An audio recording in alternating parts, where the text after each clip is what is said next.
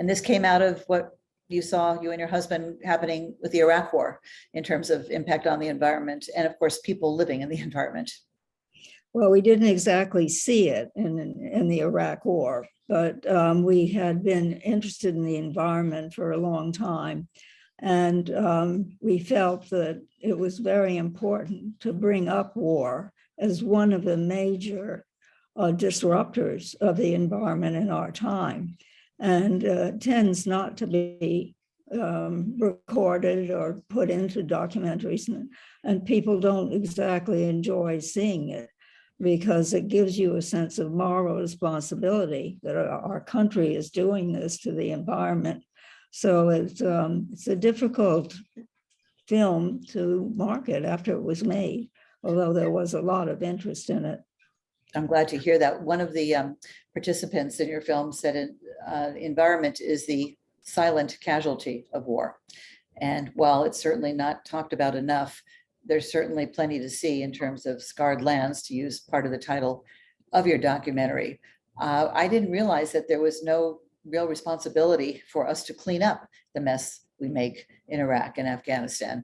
Is that, I don't know if you can call anything in the aftermath of war typical, but is that common? I mean, I guess we just assume that at some point it is cleared up, but we should know better, because even Princess Diana's work with, mines that were dangerous still to the people left behind in Vietnam and all the way through, recently in Afghanistan. The mines are a terrible thing to leave behind, because they are totally unseen, and they lie where they were put in all the time until they're actually blown up.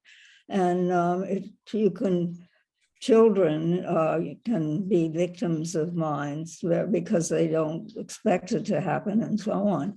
But one of the people in our film, General Guard, had a very explicit way of describing it. He said, if there were mines in a field, you would not want to make one step over that field, because it was almost certain to be blown up if you did that. So yes, that's another silent casualty, isn't it? The fact that these things are left around, and they affect not just the people who were there for the combat, but future generations and the land itself. So that in a sense, the land cannot be used, because there's that ever-present danger associated with it. So one of the very troubling things that happens with war is that it increases the number of what they call sacrifice zones. And that is zones that are just have to be laid aside and not thought about in any kind of productive, creative way, but just left alone because they're so dangerous to life.